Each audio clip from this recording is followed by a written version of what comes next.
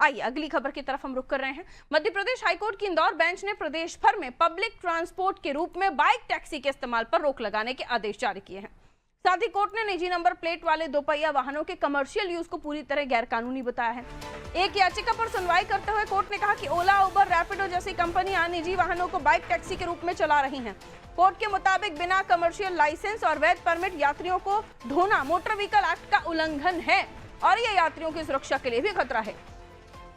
High court ने राज्य सरकार और परिवहन विभाग को निर्देश दिए हैं कि अवैध रूप से चल रही ऐसी सेवाओं पर सख्ती से कार्रवाई की जाए। हाईकोर्ट ने यह भी कहा है कि मोटर व्हीकल एक्ट की धारा 66 के तहत बिना परमिट किसी भी वाहन का व्यावसायिक इस्तेमाल दंडनीय अपराध है। गौरतलब है कि इंदौर, भोपाल जैसे बड़े शहरों में बड़ी संख्या में नौकरी पेशा, स्कूल, कॉलेज जाने वाले यूथ हैं जो आवागमन के लिए रैपिडो, ओला, उबर समेत अन्य सर्विस प्रोवाइडर कंपनियों का सहारा ले रहे हैं। इन सेवाओं के लिए ये कंपनियां निजी बाइक मालिकों की मदद ले रही हैं और इन कंपनियों से जुड़कर युवा भी पार्ट टाइम के रूप में पैसा कमा रहे हैं।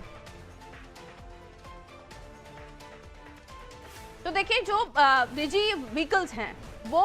व्यवसायिक यानी कमर्शियल व्हीकल में उपयोग नहीं किए जा सकते। खासतौर पर जो वाहन हैं उनको लेकर कोर्ट की तरफ से स्पष्ट कहा गया कि ये व्हीकल एक्ट का उल्लंघन है, क्योंकि आप जिस शख्स के साथ बैठकर इधर से उधर ट्रेवल कर रहे हैं, रैपिडो पे, उबर पे, ओला पे,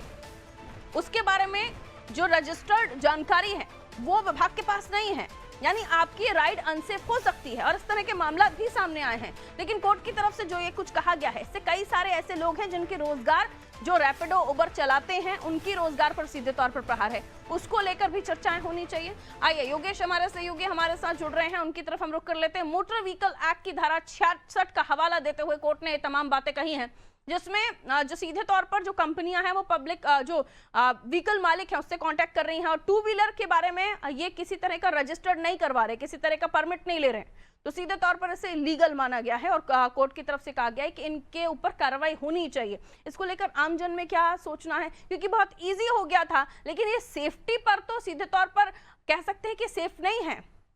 जी योगेश। देखिए पारुल, जो मध्य प्रदेश हाई कोर्ट की इंदौर बेंच ने जो आज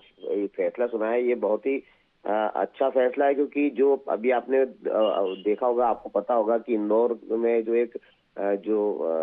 बाइक चालक है, जो रैपिडो बाइक चालक है, उसने एक युवती के साथ,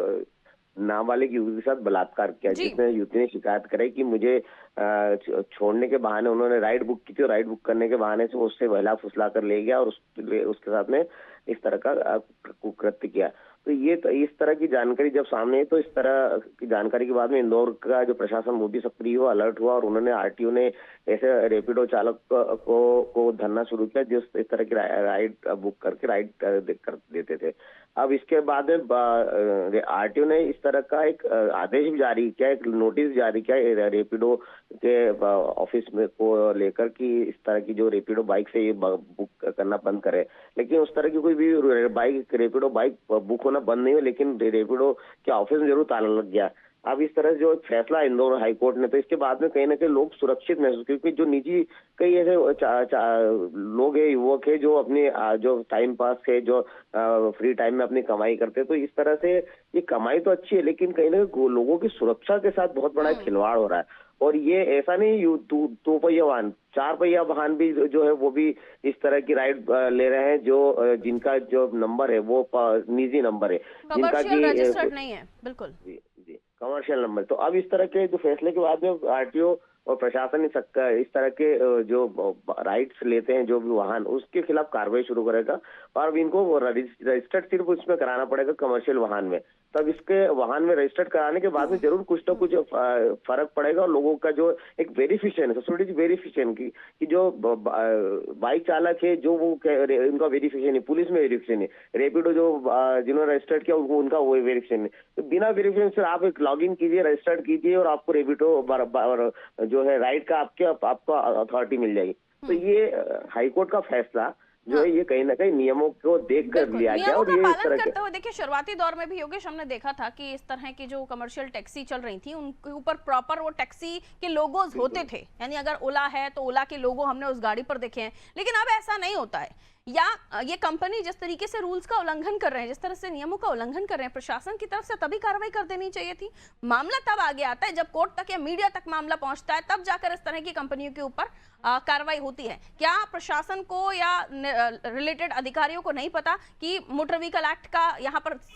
खुले तौर पर उल्लंघन हो रहा है? और अब बीच का रास्ता भी निकालना होगा, क्योंकि कुछ लोग हैं जिनके पास काम नहीं है, नौकरी नहीं है, और वो बहुत ज्यादा एजुकेटेड नहीं है, उनके पास एक सहारा था, उनका सहारा छिन गया, उनके लिए भी बीच का रास्ता निकालना होगा। सस्ते में परमिट अगर इस तरह की गाड़ियों को मिल जाए और सेफली अगर ये सारे रजिस्ट्रेशन पूरे करते हुए, नॉर्म्स पूरे करते हुए ये राइड बुक करते हैं, तो फिर आसानी है जाने वालों के लिए भी और इस तरह की राइड लेने वालों के लिए भी। योगेश, बिल्कुल, देखिए पारुल, ये है ना, ये सिर्फ राइड जो राइड ले रहे हैं, जो युवा लोग जो अपने फ्री टाइम में कमाई कर रही है, उनके अलावा जो नागरिक है उनको भी बहुत बड़ी सुविधा होगी, क्योंकि कम पैसे में, कम खर्च में वो अपने गंतव्य तक पहुंचते हैं। तो वो ये एक अच्छी चीज। लेकिन अब इसको कई नियमों में अगर लाएंगे और अगर कहीं ना कहीं प्रशासन और सरकार की नजर इस पर रहेगी, तो कहीं ना कहीं इस तरह के जो है वो कहीं ना कहीं हादसे बंद हो गए। और हाईकोर्ट का ये सीधा सही मानना है कि आप कमर्शियल राइड बुक कमर्शियल कीजिए उसको, और कहीं ना कहीं जो भी राइड चालक अगर करता है तो उसकी वाहन का कमर्शियलाइजेशन होना चाहिए, आरटी से रजिस्टर्ड होना चाहिए और आरटी से वेरीफाइकेशन होना चाहिए। तो ये जब होगा तब शायद हो सकता है कि नियमों में आकर लोग चलना शुरू करेंगे, और नियमों में आएंगे तो कहीं ना कहीं जो रजिस्टर्ड लोग हैं वो कहीं ना कहीं इस बात को जाने कि हमारा रजिस्ट्रेशन है, हम लोग कहीं ना कहीं सरकार और प्रशासन और जो सरकार की नजर में, तो वो कहीं ना कहीं इस तरह के हादसे बंद होकर, यही हाईकोर्ट का मानना है। प्रोसेस लंबा होगा योगेश, क्योंकि मोटर व्हीकल एक्ट के तहत टू व्हीलर का कमर्शियल उपयोग में लेना ये तो प्रावधान है ही नहीं, तो फिर इसके लिए लड़ाई लंबी होगी मुझे लगता है थोड़ी। और दूसरी चीज ये भी कि नॉर्मली ये जो राइडर्स हैं ये पहचान में नहीं आते हैं। कुछ लोग हैं बड़े शहरों में, हो सकता है यूनिफॉर्म इनको प्रोवाइड कराई जाती हो, लेकिन कई जगहों पर यूनिफॉर्म नहीं होती है, आम लोगों की तरह लगते हैं। अगर आप इनके साथ जा भी रहे होंगे, एक बात तो बताऊंगा, आपकी बात को टोकूंगा, माफी चाहता हूँ, लेकिन मैंने भी कई बार राइड बुक की रेपिडो की। तो मैं जब रेपिडो बाइक बुक करता हूँ तो उसमें वाहन का नंबर जो आता है, मुझे लगा कि मैं जो कोई वाहन लिखा उसका वाहन का नंबर कुछ और आता है, लेकिन वाहन चालक जो है किसी और वाहन के साथ आता है। यानी कि वो ये भी बड़ी समस्या है कि आप जो राइड जो आपने रजिस्टर्ड करा रेपिडो में वो वाहन नहीं आता और दूसरा वाहन आता, तो ये भी बहुत बड़ी खामी आ जाती है उसमें। तो ये जरूर इसको सुधार करना है, और वाकई में टू व्हीलर की जो है वो कमर्शियल लोगों को भी